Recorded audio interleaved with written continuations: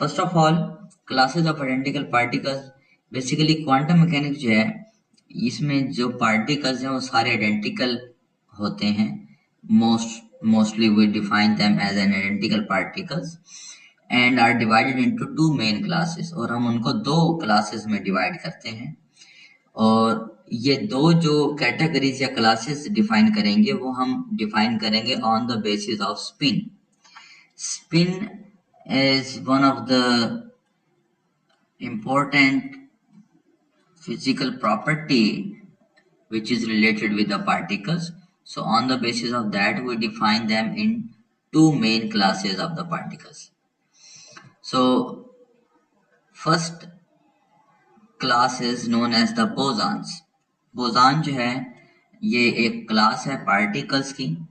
Class mean आप इसको family कह सकते हैं, family of a particle is the name of the family.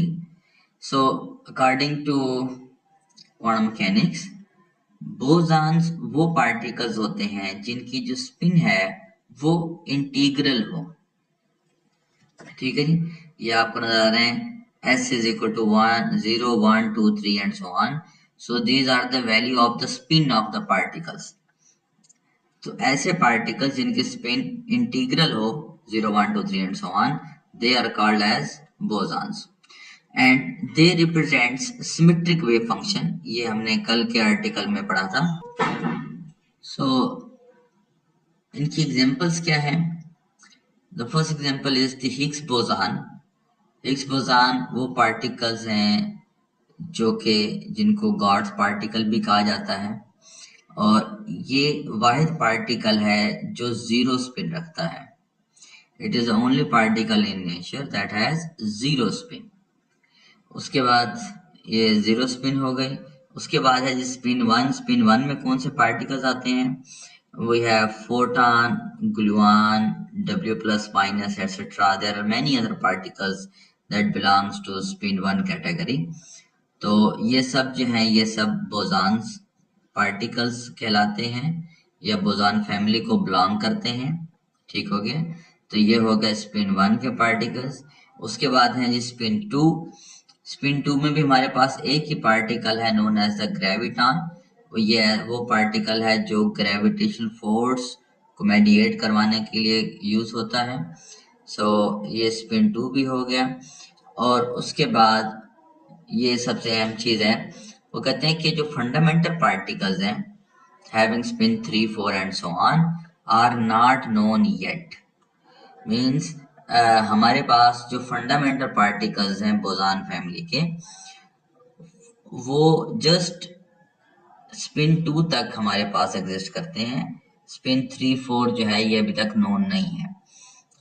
Composite तो हो सकते हैं, इस पे ऊपर मैं नेक्स्ट टॉपिक के बाद आऊंगा कि जो क्लासिकल्स जो क्लासिफिकेशंस हैं वो फंडामेंटल भी होती हैं पार्टिकल्स की और कंपोजिट भी हो सकती हैं. तो ये फंडामेंटल वो होते हैं जो बुनियादी पार्टिकल्स हों, और कंपोजिट पार्टिकल्स वो होते हैं जो किसी और पार्टिकल से मिलकर बने हों. तो इसलिए जो फंडामेंटल पार्टिकल्स हैं नेचर में वो हमारे पास 0 1 और 2 स्पिन किए हैं. That's it. 3 4 and so on ये हमारे पास अभी हमारे नोन नहीं है हमें. तो चलिए जी आगे चलते हैं फर्मियान की तरफ.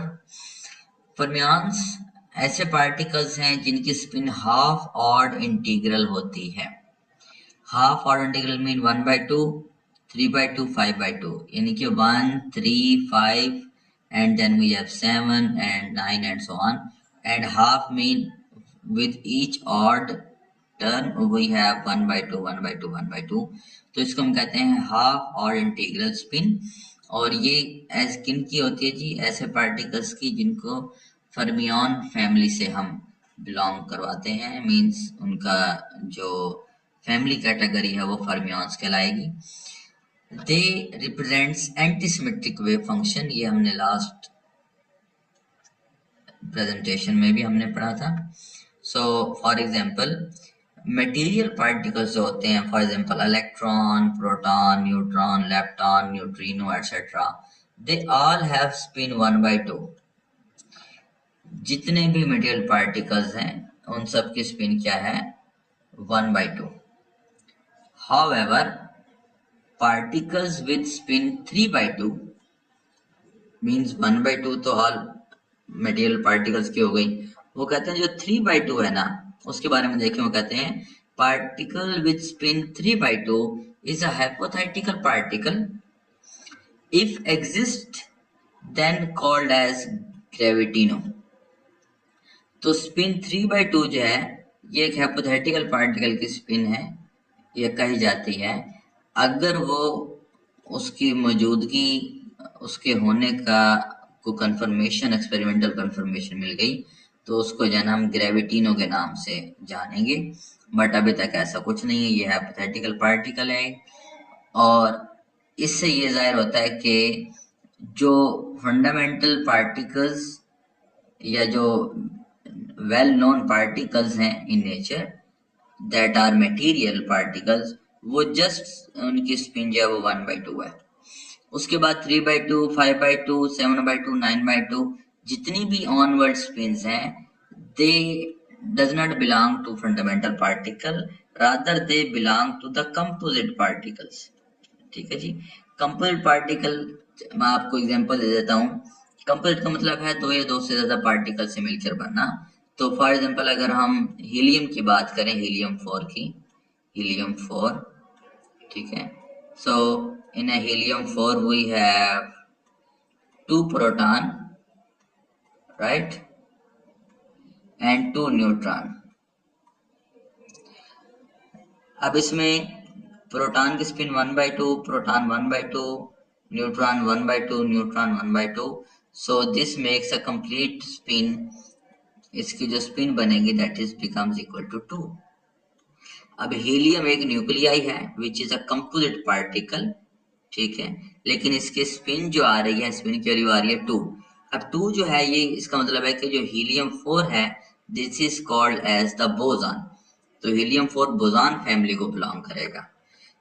इसी तरह से अगर हम हीलियम 3 की बात करें which is also an isotope, तो हीलियम 3 में जो है वो 2 प्रोटॉन होते हैं और एक न्यूट्रॉन होता है। अब इसकी जो स्पिन बनेगी its spin will be 3/2. 1/2 plus 1/2 plus 1/2 becomes 3/2. तो इन तीनों की स्पिन को हम ऐड करेंगे तो आंसर आएगा 3/2। इस केस में जो ये हीलियम 3 आइसोटोप है ये बन जाएगा हमारे पास फर्मियन। सो कंपोजिट पार्टिकल्स जो हैं they can have many spins.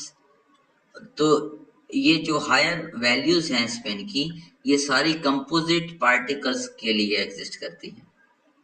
ठीक है जी। और ये एक स्कीमेटिक पिक्चर है, इसकी जो एक्सप्लेनेशन है ये आपको इस चैप्टर के नेक्स्ट लेक्चर्स में मिल जाएगी कि फर्मियान्स की ये अपोजिट स्पिन रखी हुई है और बोसॉन्स जो है वो सेम स्पिन के साथ एक ही स्टेट में अलाइन हुए हैं। इसकी क्या वजह है इसकी डिटेल हम बाद में डिस्कस करेंगे इंशाल्लाह। So thank you very much for today's lecture.